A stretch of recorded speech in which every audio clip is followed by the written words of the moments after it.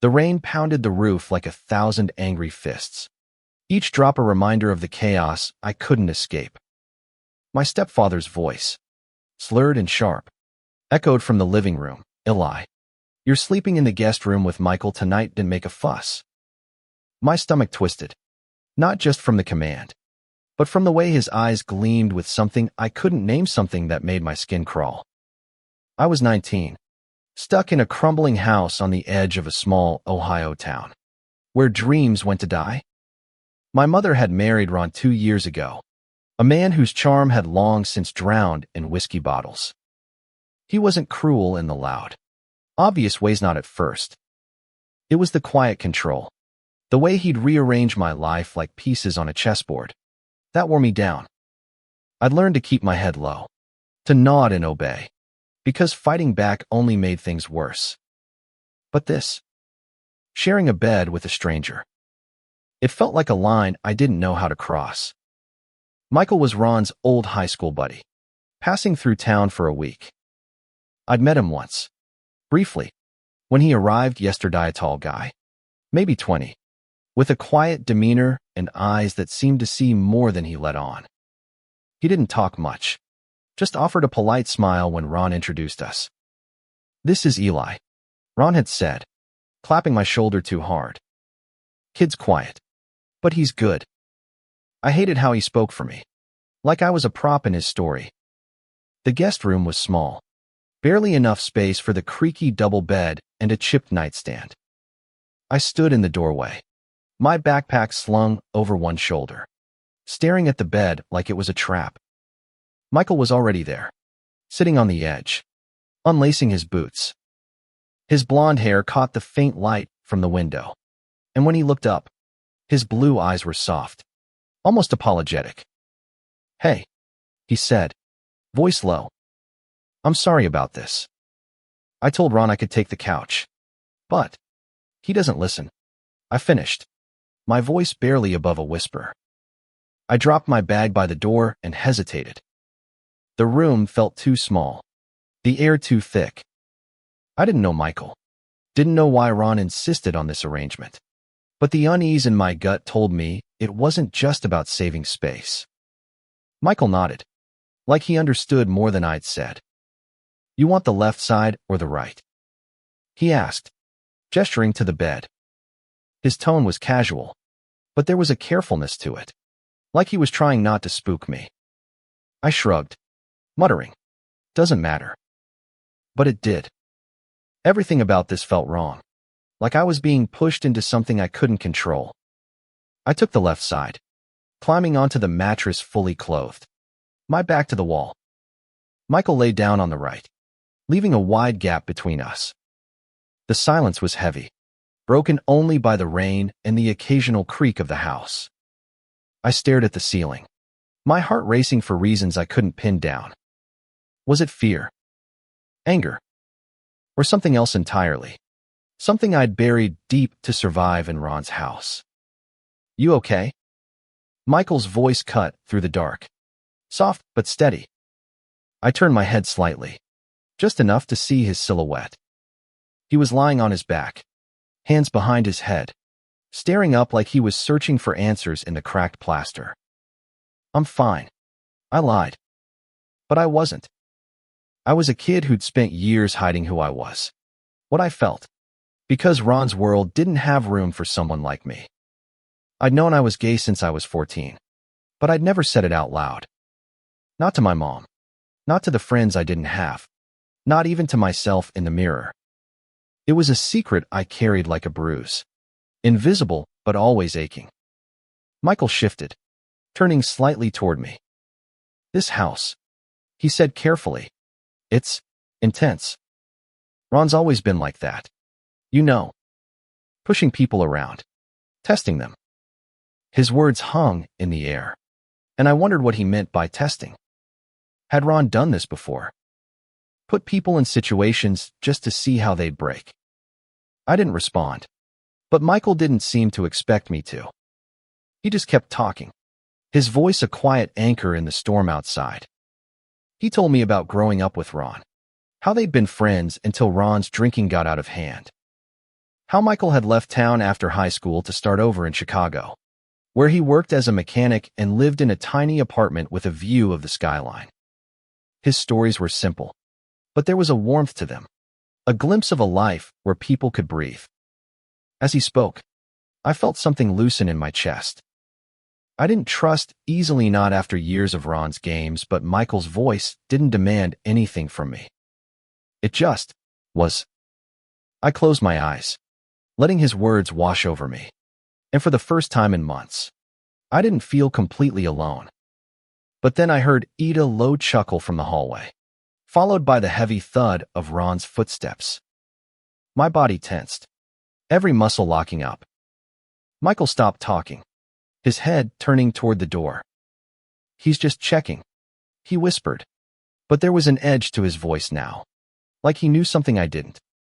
The door creaked open, and Ron's shadow filled the frame. "You boys settled in?" he asked, his tone too casual, too slick. I didn't answer, didn't move. Michael sat up slightly, his voice calm but firm. "Yeah, we're good, Ron. Thanks." Ron lingered, his eyes glinting in the dark.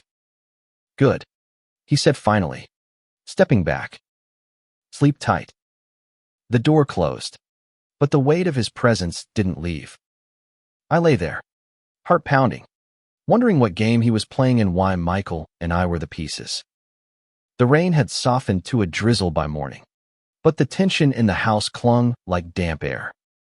I woke to the sound of Michael's steady breathing, his body still on the far side of the bed, as if he'd been careful not to cross some invisible line.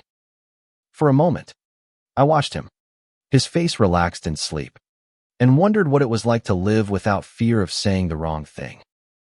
I slipped out of bed quietly, my bare feet cold against the hardwood floor.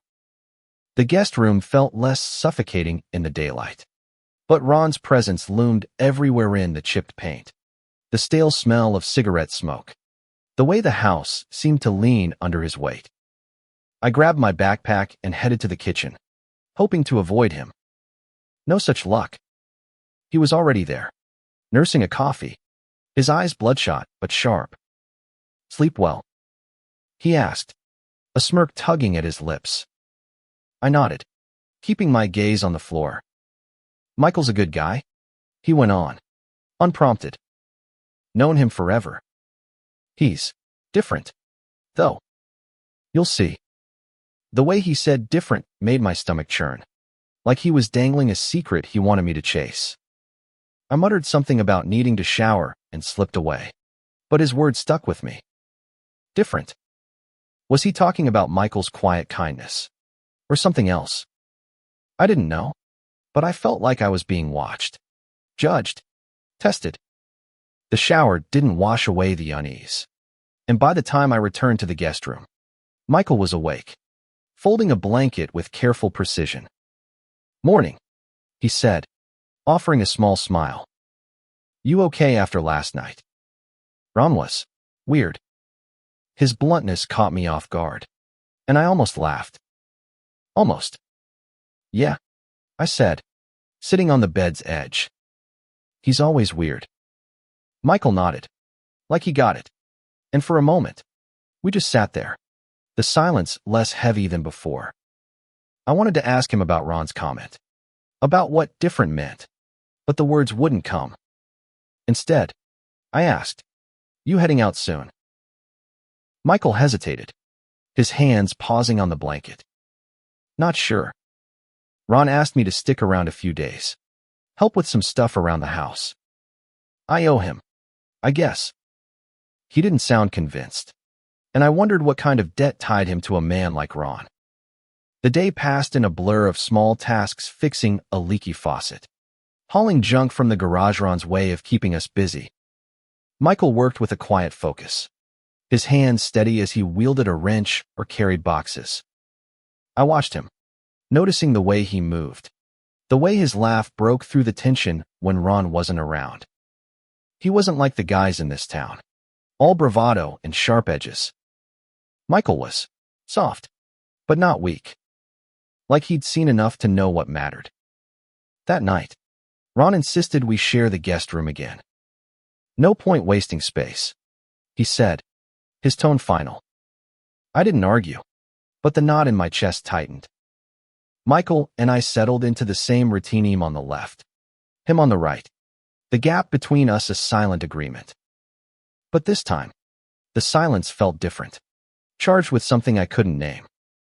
You ever feel like you're running out of time? Michael asked suddenly, his voice cutting through the dark. I turned my head, surprised. He was staring at the ceiling again, his hands clasped over his chest. Every day? I admitted, the words slipping out before I could stop them. Like I'm stuck, waiting for something. I didn't know how to explain the ache of wanting a life that felt like mine, not Ron's. Michael turned toward me, his eyes catching the faint moonlight. I felt that way for years, he said. Back when I was figuring myself out. Took me a long time to admit I'm gay. The word hit me like a shockwave, not because it was new, but because he'd said it so easily, like it was just part of him. Ron didn't take it well, he added, quieter now. That's why we drifted apart. My breath caught. I wanted to say something, anything, but my throat felt tight. I'd never heard anyone say it out loud. Not like that. Not without shame or fear. Does he still give you a hard time? I asked finally. Michael's jaw tightened. He tries. Thinks he can push me around, like he's proving something. But I'm not that kid anymore. His voice was steady, but there was pain there, raw and real. I wanted to ask more, but Ron's footsteps echoed in the hallway again, and we both froze. The door didn't open this time, but the message was clear, he was watching. As the night stretched on, Michael's words replayed in my mind. He'd said it gay like it was okay, like it didn't have to be a secret. For the first time, I let myself wonder what it would feel like to say it. To be Eli, not Ron's stepson, not the kid who kept his head down. Just Eli. But wondering was dangerous in a house like this. I lay awake, listening to Michael's breathing, feeling the weight of a truth I wasn't ready to face. Not yet. The next morning, the air in the house felt heavier, like the walls were closing in. I caught Michael's eye across the breakfast table, and he gave me a small nod, like we shared a secret Ron couldn't touch. But Ron was watching, his gaze flicking between us, a smirk playing on his lips that made my skin prickle. You two getting along? Ron asked, leaning back in his chair, his coffee mug dangling from one hand. His tone was light, but there was an edge to it, like he was baiting us. I shrugged, focusing on my cereal, but Michael met his gaze head-on. Yeah, Michael said evenly. Eli's a good kid. The way he said my name, steady and warm, made my chest ache. Ron's smirk faltered, but he didn't push. Not then. The day dragged on with more chores painting the porch, clearing out the Adacron's way of keeping us under his thumb. But when he wasn't looking, Michael and I talked. Not about anything big, just small things, music, movies. The way the Ohio sky looked like it was always about to cry. He told me about Chicago, how the city felt alive, how he'd found a community there, people who didn't care who he loved. I listened, hungry for every word, imagining a world where I could breathe without looking over my shoulder. That afternoon, while Ron was out buying paint, Michael and I sat on the porch steps, catching our breath. The air was humid, thick with the smell of cut grass. You ever think about leaving? Michael asked, his voice low, like he didn't want the house to hear. All the time, I said, staring at my sneakers. But Mom, she needs me. And I don't have anywhere to go. The truth felt heavy, like admitting I was trapped. Michael leaned forward, elbows on his knees. You're stronger than you think. Eli, you don't have to stay. His words were gentle, but they hit hard. I wanted to believe him, but years of Ron's control had taught me to doubt myself. Still, sitting there with Michael, I felt a spark of something hope. Maybe it I hadn't felt in years. That night, Ron's mood was darker. He'd been drinking, his laughter louder, his movements sloppier. At dinner, he kept needling Michael, bringing up old stories from high school, twisting them to make Michael sound weak. Foolish. Remember that time you cried at the game, Mike? Ron said, grinning. Always so sensitive. Michael's jaw clenched, but he didn't take the bait. I watched, silent, my fork frozen in my hand. I wanted to say something, to defend Michael, but fear kept me quiet. Ron's eyes flicked to me, and I swear he smiled, like he knew exactly how much power he held. Back in the guest room, the tension followed us. Michael sat on the bed, rubbing his temples. He's worse than I remember, he muttered. I shouldn't have come back. Why did you? I asked, surprising myself. The question had been burning in me all day. Michael sighed, looking at me with those steady blue eyes. He said he needed help, that he was trying to get his life together. I thought, maybe he'd changed. He shook his head. Stupid. I wanted to tell him it wasn't stupid, that hoping for better was human. But instead, I said, I'm glad you're here. The words slipped out, raw and honest, and I felt my face heat up. Michael looked at me, surprised, then smiled a real smile, not the polite one he'd been using to survive Ron. Thanks, Eli, he said softly. I'm glad, too. We lay down, the gap between us smaller now, not because the bed had shrunk, but because something was shifting. I could feel it, like a current under the surface. Michael's breathing was steady, but I was wide awake, my mind racing. His confession about being gay had cracked something open in me, and I couldn't stop thinking about what it meant. Not just for him, but for me. I'd spent years burying my feelings, telling myself they were wrong, dangerous. But Michael wasn't ashamed. He was just himself. And lying there, inches from him, I let myself imagine what it would be like to stop hiding. To say the words I'd never dared to say. To be free. But then I heard Itron's footsteps again, heavier this time, like he was pacing. The door creaked open, just a sliver, and I saw his shadow in the gap. My heart stopped. Michael's hand brushed mine under the blanket. Not a gesture of affection, but a signal, stay calm. I held my breath, waiting, until the door closed and the footsteps faded. He's playing a game, Michael whispered, his voice barely audible. He wants to push us, see how far he can go. Why? I asked, my voice shaking. Michael was quiet for a long moment. Because he can, he said finally. Because he thinks he owns us. I didn't sleep that night. Not really. The weight of Ron's control, Michael's words, and my own unspoken truth pressed down on me, heavy and unrelenting. But somewhere in that darkness, a spark grew, a determination to find a way out, no matter what it took. The next day, Ron's game became clearer. He was everywhere, watching us with that sly, knowing look, dropping comments that felt like traps. At breakfast, he leaned across the table, his breath sour with last night's whiskey. You two looked cozy last night, he said, winking at Michael. My face burned, but Michael just sipped his coffee, his expression unreadable. Leave it, Ron, Michael said calmly, but there was steel in his voice. Ron laughed, loud and grating, like he'd won something. I wanted to disappear, to crawl under the table and never come out. But Michael's steady presence kept me grounded, like an anchor in a storm. We spent the morning repairing the back fence, the sun beating down on us.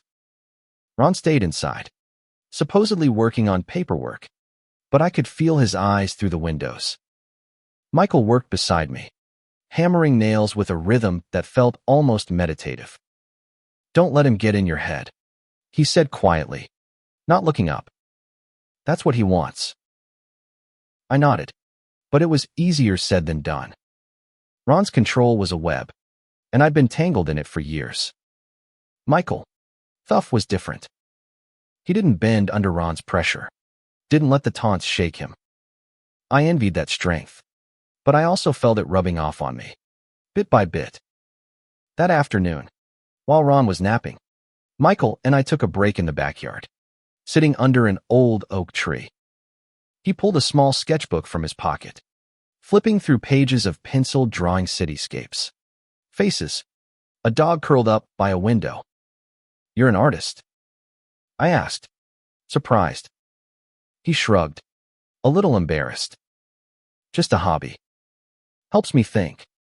He showed me a sketch of Lake Michigan, the water alive with light. This is what I see from my apartment, he said. Makes the world feel bigger. I stared at the drawing, imagining a life where I could sit by a lake and draw, free from Ron's shadow. I want that, I said, the words spilling out. A life that's mine. Michael looked at me, his eyes searching. You can have it, Eli. You just have to take the first step. His voice was so sure, so steady, that I almost believed him. Almost. That night, Ron pushed harder. He insisted we all watch a movie together, some gritty action flick he loved. He sat in his recliner, beer in hand, while Michael and I shared the couch, a careful distance between us. Ron kept glancing over, his comments laced with venom. You two are like peas in a pod, he slurred. Bet you're having all kinds of fun in that room. My stomach twisted, but Michael didn't flinch. Knock it off, Ron, he said, his voice low but firm. You're drunk. Ron's face darkened, and for a moment, I thought he'd explode. But he just laughed, leaning back in his chair, his eyes never leaving us. Back in the guest room, I couldn't shake the feeling that something was coming. Something bad. Michael must have sensed it too, because he didn't lie down right away. He sat on the bed, his back against the headboard, watching the door. He's not going to stop, he said quietly. He thinks he's got us figured out. Figured out? I asked, my voice barely a whisper. Michael looked at me, his expression soft but serious. He knows I'm gay, and he's got a hunch about you. My heart stopped. I hadn't said anything, hadn't done anything, but somehow Ron knew. Or suspected. The thought made me feel exposed, like he'd ripped open my chest and seen everything I'd hidden. How does he? I couldn't finish the sentence. Michael sighed. He's always been good at sniffing out secrets. Uses them to control people. Back in high school, he caught me with a guy. Never let me forget it. His voice was steady, but I could hear the old pain there, the weight of being seen and judged. I wanted to tell him I understood, that I was carrying the same secret, but the words stuck in my throat. Instead, I said, I'm sorry. It wasn't enough, but it was all I had. Michael smiled, small and sad. Don't be. I'm not ashamed anymore. Took me a long time, but I got there. He paused, then added, You will, too. His words hit me like a lifeline, something to hold on to in the dark.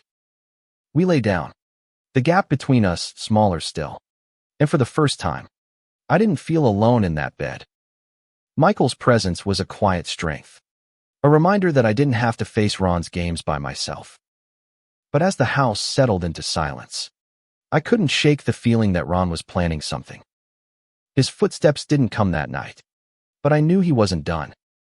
Not yet. By the fifth day, the air in the house was suffocating, thick with unspoken threats.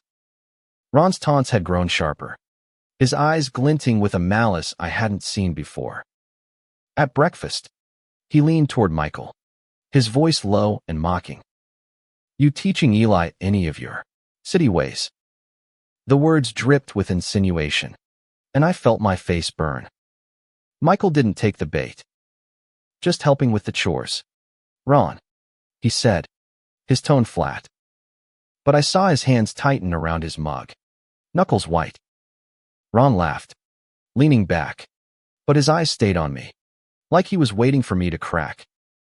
The day was spent on more of Ron's endless tasks, cleaning the garage, hauling scrap to the curb. Michael worked beside me, his presence a quiet comfort, but I could feel the tension building, like a storm about to break. During a break, we sat on the tailgate of Ron's old truck, sharing a bottle of water. "He's escalating," Michael said, his voice low. "He wants a reaction." "Why?" I asked, my voice shaking. "What's he get out of this?" Michael looked at me, his eyes serious. "Control. It's all he's got. He sees us getting along, sees you standing up to him, even a little, and it drives him crazy." I hadn't realized I'd been standing up to Ron, not in words, but in the way I didn't flinch as much, the way I met Michael's eyes instead of looking away. That afternoon, while Ron was out, Michael showed me more of his sketchbook. One drawing stopped me cold, a portrait of a young man, maybe my age, with dark hair and a shy smile. "Who's this?" I asked, my heart pounding for reasons I couldn't name. Michael hesitated, then said, "Someone I knew in Chicago. Didn't work out, but he mattered." His voice was soft, tinged with loss, and I felt a pang of jealousy I didn't understand. I wanted to ask more, but the sound of Ron's truck pulling into the driveway cut us off. That night, Ron's game took a darker turn. He called us into the living room after dinner, a bottle of whiskey in his hand. "Let's have a real talk," he said, his voice slurred but sharp. "Michael, you've been filling Eli's head with ideas, haven't you? All that big city nonsense." Michael stayed calm, but I could see the tension in his shoulders. "Just talking, Ron. No harm in that." Ron's eyes narrowed. "No harm. You're trouble, Mike. Always were." "And Eli," he turned to me, his gaze cutting. "You're not as innocent as you play, are you?" My heart stopped. He knew. Or he thought he did. Either way, I felt like I was standing on the edge of a cliff. "Leave him alone," Michael said, his voice low but dangerous. Ron laughed, but there was no humor in it. He stood, swaying slightly, and pointed at me. "You watch yourself, kid. I see everything." Back in the guest room, I was shaking, my mind racing. Michael sat beside me, closer than before, his hand resting near mine on the bed. "He's trying to scare you," he said. "Don't let him win." I nodded, but fear was clawing at me. "What if he's right?" I whispered. "What if I'm what he thinks?" It was the closest I'd ever come to saying it, and my voice broke on the words. Michael looked at me, his eyes soft but fierce. "Then you're you, Eli. And that's enough." He reached out, his hand covering mine for just a moment, warm and steady. It was the first time anyone had touched me like that, like they saw me. Really saw me, and it felt like the world shifted. We didn't talk after that. Just lay down. The gap between us gone now. His shoulder brushed mine, and I didn't pull away. For the first time, I let myself feel the warmth, the connection, the possibility of something I'd never dared to want. But Ron's words echoed in my head, a reminder that this house wasn't safe. That freedom came with a price. As I drifted toward sleep, Michael's voice broke the silence. "We're getting out of here, Eli. Both of us." It wasn't a question, but a promise. And for the first time, I believed it might be possible. The sixth day dawned gray and heavy, the sky mirroring the weight in my chest. Ron's words from the night before lingered, a poison I couldn't shake. Michael and I moved through our chores in silence, the air between us charged with something new, something fragile but real. Ron was quieter today, but his silence was worse than his taunts. He watched us like a predator, his eyes following every glance, every word. At lunch, he dropped another bomb. "Michael, you're staying another week," he said, not looking up from his plate. "Got more work for you." Michael's fork paused midair. "I've got a job, Ron. I need to get back to Chicago." His voice was calm, but I could hear the strain. Ron shrugged, a fake casualness that set my nerves on edge. "You'll stay? You owe me." The way he said it, like a command, made my stomach twist. I glanced at Michael, but he was staring at Ron, his jaw tight. After lunch, we escaped to the backyard again, sitting under the oak tree. Michael was tense, his sketchbook closed in his lap. "He's not going to let this go," he said, his voice low. "He wants to keep us here, under his control." "Why me?" I asked, my voice barely audible. "I'm nobody." Michael turned to me, his eyes fierce. "You're not nobody, Eli. You're someone he can't control, and that scares him." His words hit me hard, cracking open something I'd kept locked away. I wasn't just Ron's stepson, not just a kid to push around. I was Eli, and maybe, just maybe, I was enough. That night, Ron was drunk again, his laughter echoing through the house. He called us into the living room, holding court like a king. "You too," he slurred, pointing at us. "You think you're so smart. But I know what's going on." My heart pounded, but Michael stepped forward, putting himself between me and Ron. "Nothing's going on," Michael said, his voice steady. "You're seeing things that aren't there." Ron's face twisted. "Don't lie to me, Mike. I know you." And him, he jabbed a finger at me. "He's just like you, isn't he?" The accusation hung in the air, sharp and deadly. I froze, my breath caught in my throat. Michael didn't flinch, but I saw his hands clench into fists. "Go to bed, Ron," Michael said, his voice low and dangerous. "You're making a fool of yourself." For a moment, I thought Ron would lunge at him, but he just laughed, stumbling back to his recliner. In the guest room, I was shaking again, the weight of Ron's words crushing me. Michael sat beside me, closer than ever, his shoulder pressed against mine. "He's wrong," I whispered, more to myself than to him. "I'm not. I mean, I don't know what I am." Michael turned to me, his eyes soft but unwavering. "You don't have to know yet, Eli. But whatever you are, it's okay. You're not alone." His hand found mine again, and this time, I didn't pull away. His touch was warm, grounding, and for a moment, I let myself believe I could be free. We lay down, our bodies closer now, the line between us blurring. I could feel his heartbeat, steady and strong, and it calmed the storm in my chest. "I'm scared," I admitted, my voice barely audible. "I know," Michael said. "But you're not alone. Not anymore."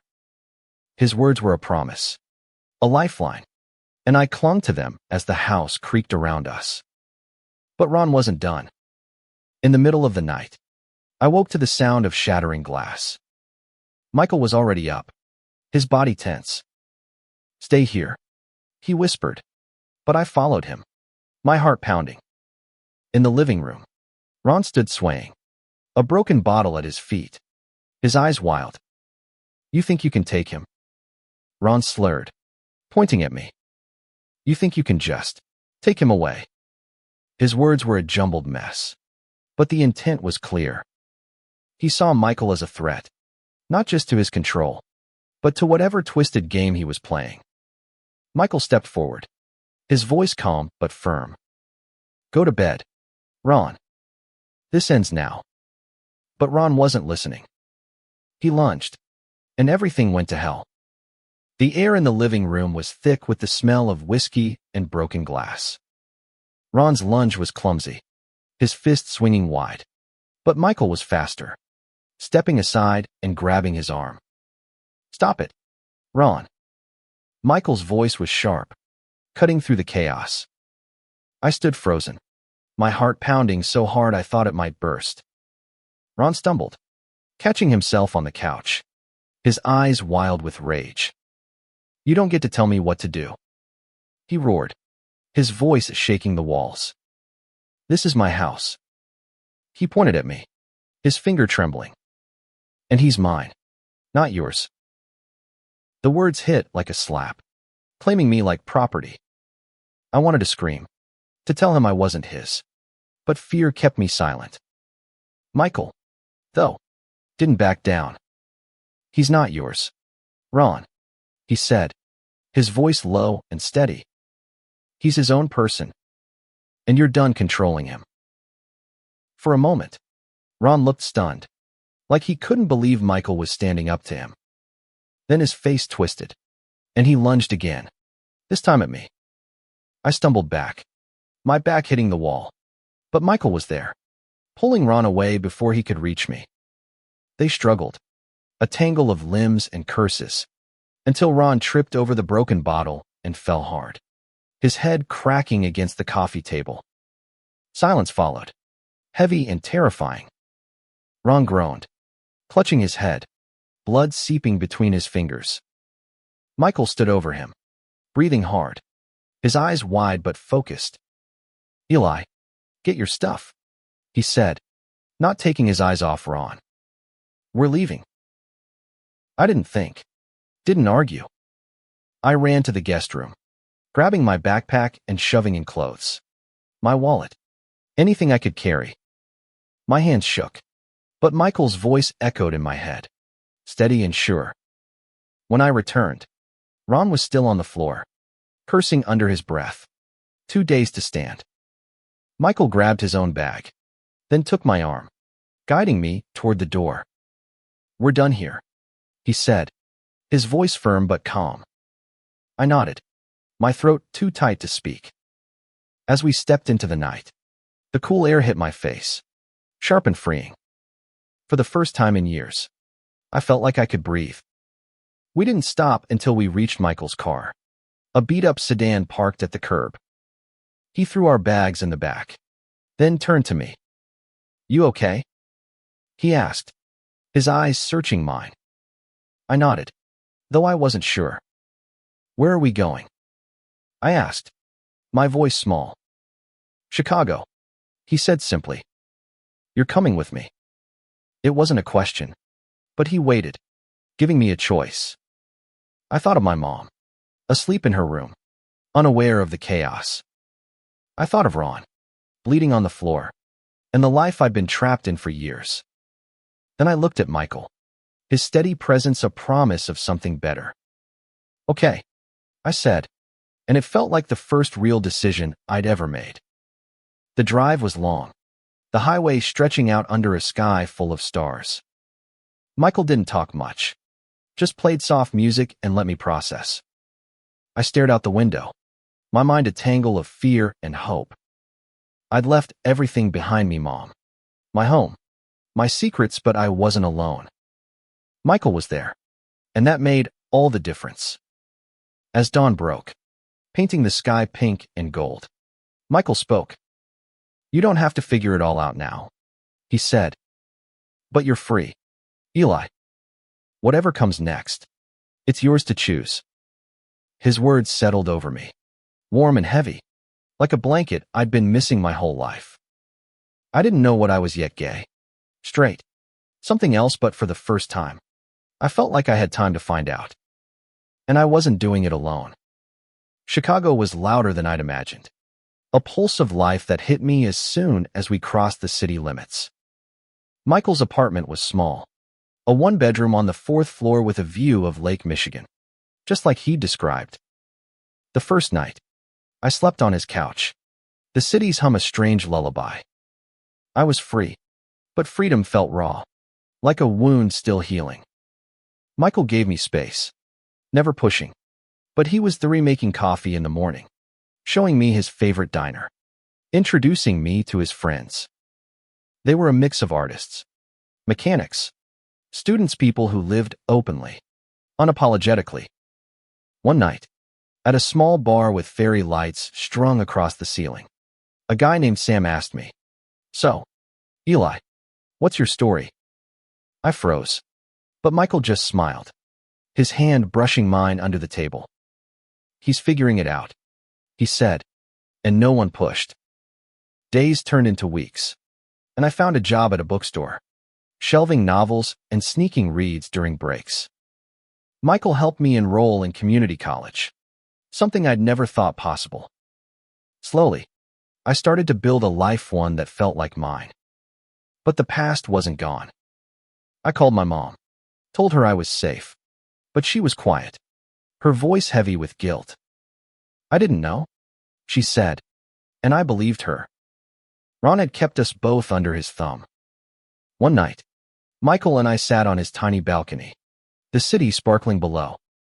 "You ever miss it?" he asked, his voice soft. "Home?" I thought about it. Really thought. "No," I said finally. "Not the way it was. But I miss what it could have been." He nodded, like he understood, and we sat in silence, the lake a dark mirror in the distance. Then, without planning it, I said the words I'd been holding back. "I'm gay." They came out quiet, but they felt huge, like they'd been waiting my whole life to be heard. Michael looked at me, his smile warm and proud.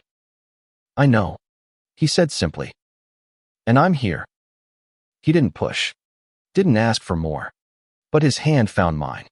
And this time, I laced our fingers together. It wasn't a promise of forever, but it was a start, a moment of being seen, of being enough. Months later, I got a letter from my mom. "Ron was gone," she said, "moved out after that night." She was starting over, too. I wrote back, telling her about my life, about Michael, about the person I was becoming. It wasn't perfect, but it was mine. That night in Ron's house, forced to share a bed with Michael, had been a turning point, not because of Ron's cruelty, but because of what it led to. Michael hadn't just saved me from that house. He'd shown me I could save myself. And in the end, that was the real change, not just surviving, but living, fully and freely, as myself.